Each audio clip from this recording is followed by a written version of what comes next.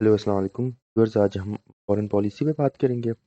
Foreign policy पे हम बहुत ज़्यादा डिटेल पे नहीं जा रहे, एक ओवरव्यू देख रहे हैं। ओवरव्यू का मतलब ये है कि एक बेसिक जो इन्फॉर्मेशन है आप लोगों के पास होनी चाहिए। फिर उसके बाद पर्टिकुलर जो है आप एक कंट्री के साथ रिलेशनशिप पाकिस्तान की पढ़ेंगे तो आपको समझ आएगी। ओवरव्यू का फ़ायदा ये होगा कि आपको समझ आती है जो बेसिक हमारी पॉलिसी है, फाउंडेशन जो है वो क्या होगी। मतलब जैसे आप कोई घर बनाते हैं तो सबसे पहले उसके नीचे जो आप अगर आरसीसी घर बना रहे हैं तो उसके नीचे आप सरिया डालते हैं और कंक्रीट लगा के उसकी बेस मजबूत करके उसके बाद स्ट्रक्चर उठाते हैं। तो जितनी बड़ी आपने इमारत बनानी होती है उस हिसाब से आप उसकी बेस बनाएंगे। तो इसी तरह पाकिस्तान की जो फॉरेन पॉलिसी है उसकी जो बेस है असल में उसको हम देखेंगे। उस बेस को जब आप समझेंगे तो आपको समझ आएगी कि कंट्रीज़ जो हैं वो किस तरह फंक्शंस करती हैं। उनकी बेसिक पॉलिसी अगर आपको समझ आ गई तो आप समझ सकते हैं कंट्रीज़ जो हैं वो किस कंट्री के साथ तिजारत मतलब कायम रखते हैं, क्या ताल्लुकात बनाते हैं, क्यों बनाते हैं, कैसे बनाते हैं। तो वो जो है सारी उनके जो फॉरेन पॉलिसी की बेस लाइन होती है उसके ऊपर डिपेंड करती है। हम ये नहीं कह सकते कि मतलब हम कहते हैं कि पाकिस्तान के ताल्लुकात कुछ के साथ बहुत अच्छे हैं, कुछ के साथ नहीं, ये बनाना चाहिए, ये होने चाहिए, इस मुल्क के साथ इस तरह के ताल्लुकात होने चाहिए। तो उसकी वजह ये होती है हमें बेस लाइन का नहीं पता होता।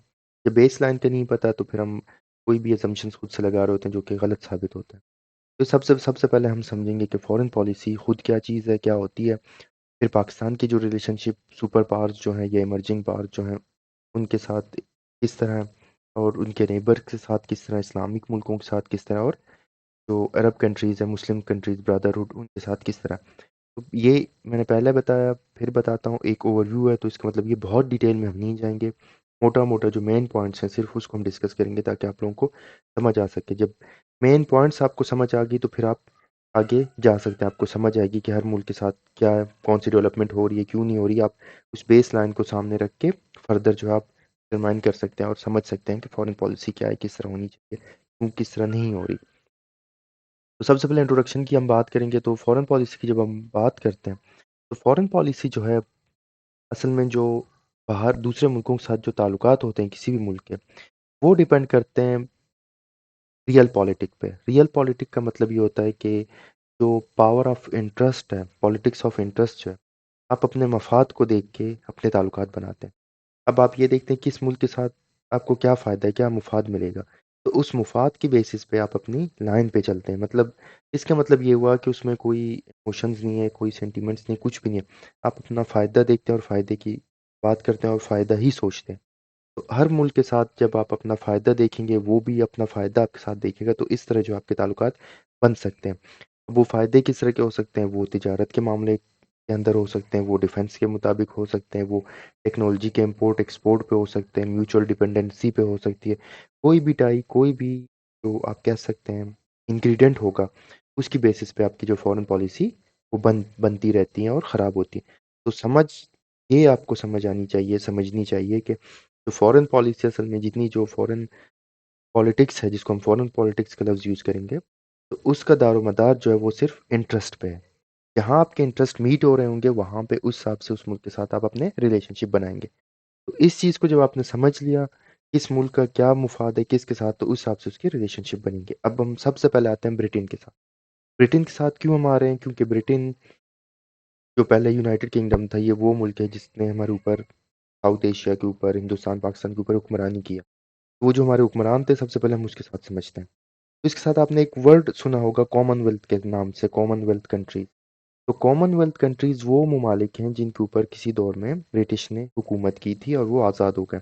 इंडिया, पाकिस्तान, भूटान, बर्मा, इस तरह के जो मुल्क हैं जिनके ऊपर अंग्रेज़ों की, ब्रिटिश की हाकमियत रही है, हुकूमत रही है, तो वो आज़ाद होने के बाद कॉमनवेल्थ के अंडर आ जाते हैं। तो ये जितने ममालिक हैं वो कॉमनवेल्थ कंट्रीज़ के अंदर आते हैं।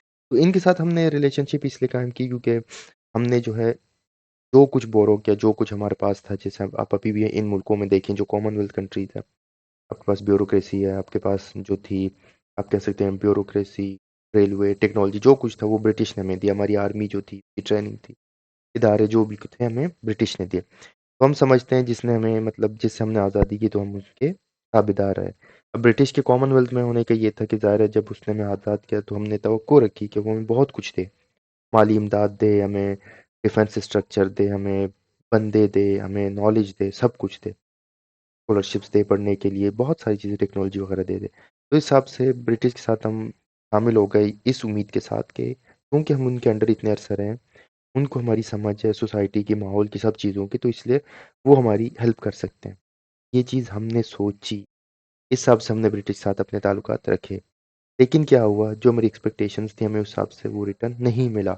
जब नहीं मिला तो फॉरेन पॉलिसी जो है, रियल पॉलिटिक्स है, पॉलिटिक्स ऑफ इंटरेस्ट है। तो हमने देखा जब वो कुछ हमें नहीं मिल रही तो फिर हमारे जो रिलेशनशिप थे वो ब्रिटिश के साथ कमज़ोर हो गए। फिर हमने दूसरी तरफ देखा अब कौन सा मुल्क है जो हमें फ़ायदा दे सकती है, कोई ऐसी ताकत जो हमें पैसा भी दे सके, हमें डिफेंस भी दे सके। तो हम चले गए अमेरिका की तरफ। हमें नज़र आया कि पाकिस्तान के अंदर जो कुछ भी हुआ, जितना कुछ हुआ, हमें जो कुछ मिलता रहा, चाहे इंडिया से हमें थ्रेट था या रशिया से थ्रेट था, तो हमें किसने बहुत सपोर्ट किया, कौन था जो कर सकता था, वो अमेरिका था। हमें इमदाद की ज़रूरत थी पैसों की, हमें आईएमएफ ने दिया। आईएमएफ क्या है असल में, अमेरिका के नेमुल बदल है, क्योंकि आईएमएफ की जितनी आप फंडिंग देखिए वो सारी यूएस के जो बड़े बड़े आप कह सकते हैं इदारे हैं, बैंक्स हैं, लोग हैं, उनके पैसे हैं। तो आईएमएफ भी प्रैक्टिकली अमेरिका का ही इदारा है। इस तरह सीटो सेंटो के हमने पैक्ट्स किए उससे बचने के लिए, कोल्ड वार के दौर में कम्युनिज्म से, तो वो भी हेल्प हमें अमेरिका ने की। तो हमें नज़र आया कि हमें जो कुछ भी चाहिए, हमें आर्मी को टेक्नोलॉजी चाहिए, डिफेंस चाहिए, पैसा चाहिए, यूएस एड की मद में हमें कोई भी कुछ भी चाहिए तो अमेरिका में दे रहा है। तो हमें नज़र आई, ये बात समझ आई कि रियल पॉलिटिक्स के मतलब दायरे में, इंटरेस्ट के दायरे में अमेरिका वाहिद मुल्क हमें नज़र आया जो हमारी हर तरह मदद कर सकता है। तो इस हिसाब से हमने कोशिश की कि हम अपने ताल्लुकात के साथ बेहतर करें। अब ज़ाहिर है वो जब बेहतर हम जब कर रहे हैं तो वो भी हमसे कुछ चाहेगा, ज़ाहिर है उसका भी कोई इंटरेस्ट होगा। अब उसका हमें क्या इंटरेस्ट मिला? उसको ये मिला कि उसमें तो ताकत का नशा हर किसी को अच्छा लगता है, अमेरिका सुपर पावर थी, अभी भी है। तो उसको जो है इन रीजन्स पे कंट्रोल करने के लिए कोई ऐसा बंदा चाहिए था, ऐसा बंदा सॉरी मैं कह रहा हूँ, ऐसा मुल्क चाहिए था जो उसकी बात माने और कम खर्चे पे जो है राजी हो जाए। तो वो कौन था? हमारा मुल्क था। तो उनको ये नजर आई कि उनके इंटरेस्ट जो है कम पैसों में, कम अखराजात में, कम हेल्प की सूरत में वो ज्यादा गेन कर सकते हैं। तो इस हिसाब से हमारी जो म्यूचुअल अंडरस्टैंडिंग है ये बन गई। तो ये भूल जाएं कि हमारे अमेरिका के साथ ताल्लुकात जो इक्वल टर्म्स पे, इक्वल बेसिस पे हो सकते हैं, कभी नहीं हो सकते, क्योंकि आप उसके ऊपर बहुत ज़्यादा डिपेंड कर रहे हैं हर हिसाब से। जब तक आप इंडिपेंडेंट नहीं होंगे, आपकी फॉरेन पॉलिसी इंडिपेंडेंट नहीं होगी। तो वो फिर अलग फंक्शन मतलब पोर्शन टॉपिक आएगा कि हमारी इकोनॉमी कैसे इंडिपेंडेंट होगी, हम कैसे फॉरेन पॉलिसी इंडिपेंडेंट कर सकते हैं। फॉर द टाइम बीइंग या मीन वाइल ये चीज़ हमें समझनी चाहिए कि इसलिए हम अमेरिका के बेस्ट एलाई क्यों बने और क्यों अमेरिका से हम दूर नहीं चाहते। हम कह सकते हैं कि जो आजकल इमरान खान कह रहे हैं कि हम आज़ाद हैं, हम कोई गुलाम नहीं है। तो प्रैक्टिकली आप जो भी कह लें, आप अमेरिका के साथ पाकिस्तान जो है वो डिपेंडेंट है, क्योंकि आपके रिजर्व्स, आपकी टेक्नोलॉजी, आपका जितना भी आप कह सकते हैं वो अमेरिका के साथ ही जुड़ा हुआ है। अब आते हैं नेक्स्ट हम यूएसआर के साथ, रशिया के साथ हमारे क्यों ताल्लुकात कैसे हैं, क्यों अच्छे नहीं बन सकते? क्योंकि जब कोल्ड वॉर का टाइम था तो पाकिस्तान ने जो है अमेरिका का साथ दिया। आप देख सकते हैं उस दौर में, अयूब खान के दौर में जो है U2 इंसिडेंट हुआ, स्पाई जहाज जो थे अमेरिका के पाकिस्तान से फ्लाई होकर रशिया के साथ किया। तो हमने हमेशा देखा अमेरिका रशिया एक दूसरे के एंटाई थे और हम जो है हमेशा अमेरिका के साथ खड़े थे। जा रहे तो हमने अपने रिलेशनशिप खराब किए। जब तक अमेरिका और रशिया के ताल्लुकात सही नहीं होंगे तो पाकिस्तान और रशिया के ताल्लुकात सही नहीं हो सकते। अब देखिए इमरान खान की हुकूमत थी, जैसे उसने जाके यूएसआर में विजिट किया और सारी कोशिश की, क्या हुआ आपने देख लिया। पाकिस्तान जो है दिवालिया हो गया, आईएमएफ ने पैसे बंद कर दिए, हुकूमतें चेंज होगी, बहुत कुछ हुआ। तो रशिया के साथ भी हमारे इंटरेस्ट है, रशिया में बहुत कुछ दे सकता है, तेल दे सकता है सस्ता बहुत कुछ, लेकिन ये तब आप डिसाइड कर सकते हैं जब आपकी फॉरेन पॉलिसी में आप चेंज लाएं और वो इंडिपेंडेंट होकर लाएं। जब तक आप अमेरिका के मकरूज हैं सारी सिचुएशंस में, आप रशिया के साथ अपने ताल्लुकात ठीक नहीं कर सकते जब तक अमेरिका ना चाहे। तो जब तक अमेरिका नहीं चाहेगा आप अपने रशिया के साथ ताल्लुकात ठीक नहीं कर सकेंगे। हालांकि रशिया के साथ भी हमारे इंटरेस्ट हैं, रशिया में तेल भी दे सकता है हमें, लेकिन इतनी फंडिंग नहीं दे सकते जितनी अमेरिका में दे रहा है। दुनिया में जितनी ट्रेड है वो डॉलर में होती है, रशिया डॉलर नहीं देगा, वो आपको रूबल्स देगा। तो फिर आप जो है इंटरनेशनल मार्केट में आपके पास पैसा की डिफिशियंसी आएगी, आप कुछ नहीं कर सकते। तो इस हिसाब से रशिया के साथ जो ताल्लुकात हैं वो आपको इतने फायदेमंद साबित नहीं होते जितने अमेरिका के साथ है। फिर आते हैं हम चाइना के साथ। चाइना के साथ पाकिस्तान ने रिलेशन की बहुत अच्छी, हम कहते हैं दोस्ती इतनी गहराई हो, ये सारी सिर्फ कहने की बातें हैं। प्रैक्टिकली इतनी ज़्यादा होती है। आप पाकिस्तान की पूरी हिस्ट्री देखें तो आपको नजर आती है कि पाकिस्तान ने जो सबसे ज़्यादा काम किया हमेशा हेल्प आउट किया, अमेरिका नहीं किया। चाइना ने आपको क्या दिया? कुछ जहाज दिए, F-16 आपको फिर भी अमेरिका ने दिया। जब भी आपके पास आप मकरूज और पैसों की जरूरत है, आईएमएफ ने दिया, वो क्या अमेरिका था। इस तरह आप एजुकेशन के हवाले से किसी हिसाब से भी आपको अमेरिका ज्यादा नजर आता है, चाइना बहुत कम नजर आता है। हाँ, चाइना में हमने कहा चाइना के साथ हमारे रिलेशनशिप इसलिए अच्छे हुए क्योंकि चाइना ने हर किसी के साथ रिलेशनशिप अच्छे बनाए, क्योंकि चाइना की पॉलिसी थी कि मैं रिलेशनशिप सही बनाऊं हर किसी के साथ। चाइना ने अमेरिका के साथ भी अच्छे बनाए, यूरोपियन वर्ल्ड के साथ अच्छे बनाए। जब वहां उसके ताल्लुकात अच्छे हुए तो ऑटोमेटिकली पाकिस्तान के साथ उसके ताल्लुकात अच्छे हो गए। तो आपको ये बात समझ आ गई होगी कि इस हिसाब से चाइना के साथ हम ट्रेड कर रहे हैं, ताल्लुकात अच्छे रह रहे हैं, क्योंकि अमेरिका के साथ उसके और यूरोपियन कंट्री के साथ ताल्लुकात अच्छे हैं। तो चाइना ने फिर भी आप देखें हमें क्या कुछ दिया, अगर आप अमेरिका कंपैरिजन में देख लें, चाइना ने आपको क्या दिया? तेल दिया? नहीं दिया। इलेक्ट्रिसिटी टेक्नोलॉजी दी? नहीं दी। आपको क्या कुछ दिया? आपको वो दिया जो आपने पैसे दिए उसने आपको दिया। For example China market supply करे आपके अंदर जितनी प्रोडक्ट्स आ रही हैं पाकिस्तान में, दुनिया में, China made in manufacturing China, वो किसको फायदा दे? वो चाइनीज इकोनॉमी को फायदा देगी। चाइना ने आपकी लोकल इंडस्ट्री कोई नहीं बनाई, आपको कुछ भी नहीं, उसने अपनी मार्केट जो है आपके कंट्री के अंदर पकड़ी है।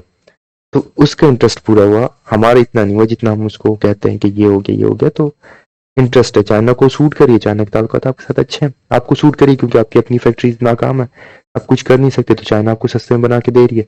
पॉलिटिक्स ऑफ इंटरेस्ट है, सस्ती चीज आपको चाहिए जो आप अफोर्ड कर सकें, चाइना आपको दे रही है। तो आपकी जो नीड है वो पूरी हो रही है। इंडिया के साथ चाइना के ताल्लुकात खराब है, आपके भी खराब है, तो इस हिसाब से चाइना और आपके इंटरेस्ट सेम हो रहे हैं कि आपको लगता है कि चाइना आपकी हेल्प आउट करेगा, क्योंकि फ्यूचर में शायद चेंज हो जाए, वो इतनी रहेगी। क्योंकि चाइना की पॉलिटिक्स को आप समझे, वो क्या चाह रहा है, इंडिया क्या चाह रहा है। अगर इकोनॉमी में जा रहे हैं बिजनेस की तरफ, तो जाहिर है आपकी जो ये फॉरेन पॉलिसी आपको चेंज करनी पड़ेगी, इस तरह नहीं रहेगी। इसके बाद हम आते हैं नेबरिंग कंट्रीज में। नेबरिंग कंट्रीज बड़ा हमारे साथ इंटरेस्टिंग है।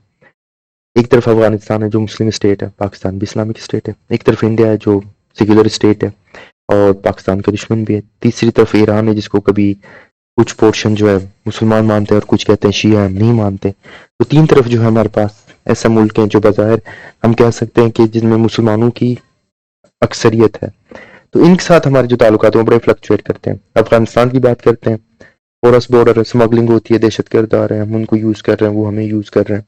एक नॉन वोलेटाइल कोई परमानेंट पॉलिसी नहीं है। स्मगलिंग की हद तक हमें सूट कर रहे हैं ये बॉर्डर्स, अफगानिस्तान का खासकर और ईरान का, जो उसको भी अपने मतलब बॉर्डर्स में माल स्मगल करने और हमें भी चाहिए। तो इस हद तक तो ठीक है। बाकी एज सच जैसे ईरान इतना तेल देता है, हम उससे तेल नहीं ले सकते क्योंकि अमेरिकन सेक्शन है। हालांकि ये बड़ा, ईरान से अगर हम ले लें में बहुत सस्ता पड़ेगा, लेकिन वो हम ले नहीं सकते। फिर पेमेंट की बात आएगी, पैसे हमारे पास नहीं। अफगानिस्तान का जहां तक ताल्लुक है, अफगानिस्तान को तो हम हमेशा प्रॉक्सी वार में यूज करते रहे। ये कहते हैं कि डिटरेंस के तौर पे, आप कहते हैं कि हमेशा हमें जंगों में मुल्कों में ये होता है, वो कहते हैं किसी मुल्क में कोई स्ट्रेटेजिक डेप्थ जिसको कहते हैं कि जंग हो तो हमारे पास कोई ऐसा एक सरजमीन और कोई इलाका हो कि हम वहां से जाके बैक फायर करें। फॉर एग्जाम्पल वो कहते थे कि पाकिस्तान और इंडिया की जंग हो और इंडिया जो है पाकिस्तान के ऊपर अटैक करे और बहुत सारे स्ट्रक्चर्स तबाह हो जाए, तो हमारे पास स्ट्रेटेजिक डेप्थ होनी चाहिए। वो कहाँ पे होगी? अफगानिस्तान पे हम शिफ्ट होंगे और वहां से हम रिटेलिएट करेंगे, मतलब फायर बैक करेंगे, रिस्पॉन्ड कर लड़ेंगे। लेकिन अब वो सिचुएशन बदल गई, अब अफगानिस्तान में हमारी स्ट्रेटेजिक डेप्थ नहीं रही इस तरह, क्योंकि अमेरिका का कंट्रोल है और बहुत कुछ बदल गया। और जहां तक इंडिया के साथ लड़ने की बात है, तो अपनी ये खुदकुशी करने वाली बात होगी, क्योंकि इतनी बड़ी इकोनॉमी के सामने इतनी छोटी इकोनॉमी आप नहीं लड़ सकते हैं। अब बम गिराएंगे, जो भी कुछ करेंगे, लेकिन आखिर में आप खुद भी डूब जाएंगे। तो इस हिसाब से जो है अफगानिस्तान के साथ जो हमारे रिलेशनशिप अब वो नहीं रहे, क्योंकि वो अफगानिस्तान जो है प्रो अमेरिकन पॉलिसी को फॉलो करेगा और पाकिस्तान भी मजबूर है। इनडायरेक्टली तो पाकिस्तान भी फॉलो कर रहा है, सरफेस पे नहीं मानता, लेकिन इन साइड जो है वो यही फॉलो कर रहा है। अब ईरान के साथ फिर वही बात है, पाकिस्तान जब तक अमेरिका के ताल्लुकात नहीं होंगे पाकिस्तान भी नहीं कह सकता, पाकिस्तान भी जो है उस पर चल रहा है। हालांकि ईरान से हमारे बहुत ज्यादा इंटरेस्ट है, वो अगर उनके साथ ताल्लुकात अच्छे हो तो हमें बहुत कुछ मिल सकता है, लेकिन अनफॉर्चुनेटली हमारे पास पैसा अपना नहीं है।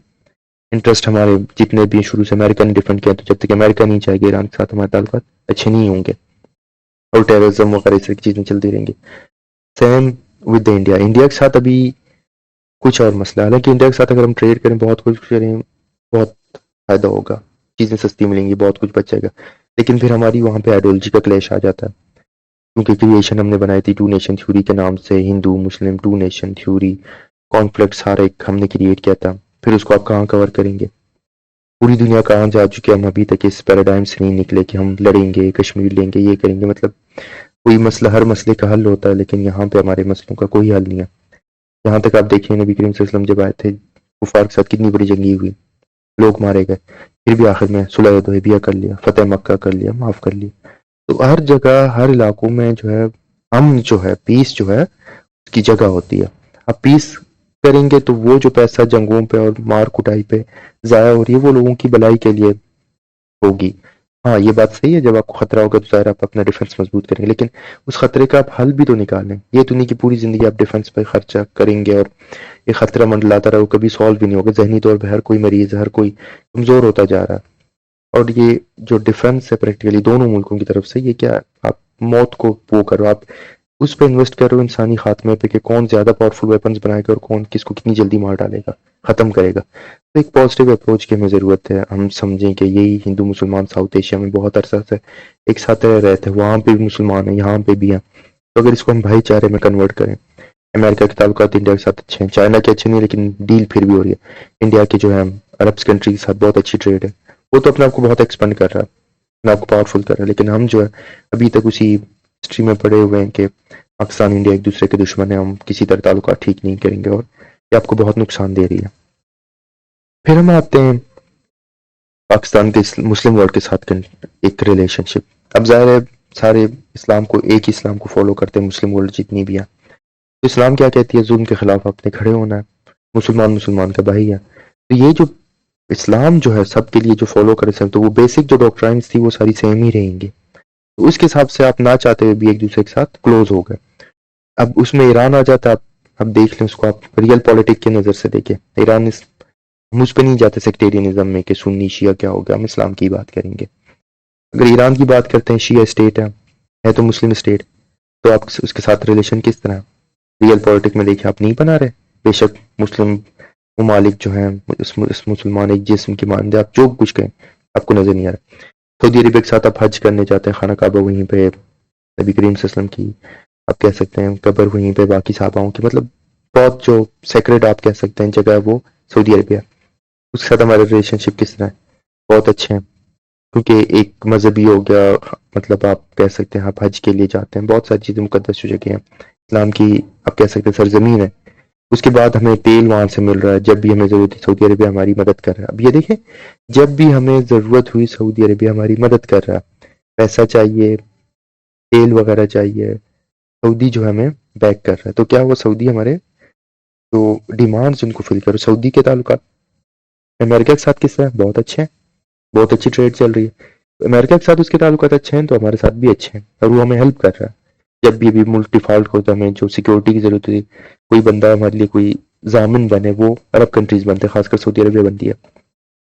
यहाँ से आप देख रहे हैं जो हमारी नीड को पूरी कर रहा है वो हमारे फायदे के लिए। ईरान कभी हमें इस तरह की छोटी नहीं दे सकती, क्योंकि उसकी तो अपनी माशी हालत खराब है।